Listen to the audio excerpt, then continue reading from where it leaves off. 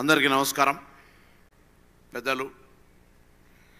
శ్రీ సిద్ధేశ్వర రామానంద భారతి మహాస్వామి వారికి ఈ సందర్భంగా ఈ యొక్క తెలంగాణ గడ్డ మీద అడుగుపెట్టి నూతనంగా ఏర్పడ్డ మా ప్రభుత్వం మీద ఎటువంటి నరదృష్టి లేకుండా ప్రజా కార్యక్రమాలు అమలు చేసే విధంగా ఆశీర్వదించే భగవత్ సంకల్పంలో భాగంగా మీరు వచ్చినట్టుగా భావిస్తూ ఈరోజు కోటి ప్రత్యంగిర మహాయాగం జరుపుతున్న శుభ సందర్భంగా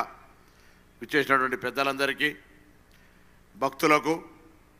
హృదయపూర్వకంగా నమస్కారం తెలియజేస్తూ ఉన్నాను. ఎప్పుడు కానీ సగటు మనిషి జీవితంలో జీవన పరిక్రమణలో దినవారీ చర్యలో అనేకమైనటువంటి పని ఒత్తిడి ఉన్నప్పటికీ కూడా కర్మన మనం పుట్టిన గడియ నక్షత్రము రాశి ఫలితంగా మనకు తప్పకుండా దైవ సంకల్పము దైవ బలము ఎటువంటి విఘ్నాలు లేకుండా విజయాలు కలిగినటువంటి మాటను మనం అన్ని వేళలా అన్ని సందర్భాల లోపల మనం భగవంతుని స్మరించుకుంటాం. పీఠాధిపతులు, జ్యోతిర్లింగాలు, అదేవిధంగా అమ్మవారికి సంబంధించినటువంటి శక్తి పీఠాలు, పురాణాలు, శాస్త్రాలు కలిగినటువంటి ఈ యొక్క వేద భూమి మీద మనందరం కూడా సురక్షితంగా ఎన్ని అంశాలు ఉన్నప్పుడు కూడా ప్రపంచంలో శక్తివంతంగా మనకు ఉండబడేటువంటి పరిస్థితుల్లో మనం బతుకుతున్నామంటే మహిమంతా కూడా ఇటువంటి పెద్దల యొక్క సంకల్పము, శ్రమ, పూజా ఫలితం కారణంగానే మనం అంతా కూడా ఈరోజు అటువంటి ఇబ్బంది లేకుండా బతకగలుగుతున్నాం అనేది నా యొక్క అభిలాష. తప్పకుండా భవిష్యత్తులో కూడా ప్రతి ఒక్కరికి మానసిక సమస్య లేని మానవుడు అంటూ ఉండరు. మనిషికి సమస్య లేకుండా ఉంటే అతని జీవిత పరిక్రమణ లోపల నిస్సహాయుడిగా మూలన పడినటువంటి సమస్య పరివారి రోజు నడుస్తూ ఉంటుంటే మనం వాహనం తీసుకొని పోతుంటే ట్రాఫిక్లో పోయినట్టుగా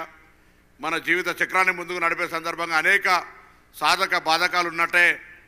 వాటన్నిటిని అధిగమించడానికి మన యొక్క మానవ ప్రయత్నం జరుగుతున్నప్పటికీ కూడా పోతూ మనం భగవంతా నాకు ఈరోజు ఏ సమస్యలు ఉండొద్దని మనం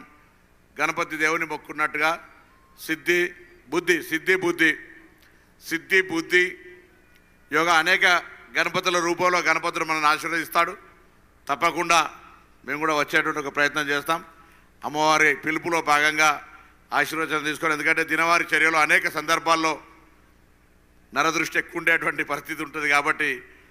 కార్యక్రమం లోపల మరి అమ్మవారి ఆశీర్వచనం ఉండాలని మీ అందరి ద్వారా అటువంటి సంకల్పము ఆశీర్వచనమే అని కోరుతూ, ప్రజాసేవలో రాజకీయ పరంగా ఉన్నప్పటికీ కూడా ప్రజా సంక్షేమం గురించి పనిచేసేటువంటి బాధ్యత గల ప్రభుత్వంలో తప్పకుండా ప్రజా సమస్యలు పరిష్కరించే శక్తి కూడా భగవంతుడు ఇవ్వాలని, ఎందుకంటే ఎదుర్కోవడానికి అనేక అంశాలు ఉండే పరిస్థితుల అవన్నీ కూడా నిర్విఘ్నంగా ఎటువంటి ఆటంకాలు లేకుండా ముందుకు పోయే విధంగా మాకు శక్తినేమని ఆ భగవంతుని మీ ద్వారా ప్రార్థిస్తూ మరొక్కసారి శుభ కార్యక్రమం ఈ గడ్డ మీద నిర్మించుకుంటున్నందుకు తప్పకుండా మీ అందరికీ హృదయపూర్వకంగా ప్రభుత్వం పక్షాన్ని కూడా ధన్యవాదాలు తెలియజేస్తా ఉన్నాను. ఏదైనా నేను నిర్వాహకులు మా మిత్రుడు రవిచంద్ర గారు, వారి మిత్రులు, మిగతా ఇక్కడ చాలామంది పెద్దలు వచ్చినారు, అందరూ కూడా ఏదైనా సమస్య ఉంటే తప్పకుండా, అంటే సమస్యలు ఉంటాయి అంటలేదు కానీ ఈ యొక్క పరిసర ప్రాంతాల్లో ఏదైనా అంశం ఉంటే ఆ అంశానికి సంబంధించి తప్పకుండా మా బాధ్యతగా మేము దాన్ని స్వీకరించడానికి సిద్ధంగా ఉన్నామనే మాట మనవి చేస్తూ మరొక్కసారి ఆ భగవత్ సంకల్పంతో అందరికీ సర్వేజన సుఖినోభవ, అందరు బాగుండాలని ఆ భగవంతుని ప్రార్థిస్తూ నమస్కారం చెప్తూ సెలవు తీసుకుంటాం.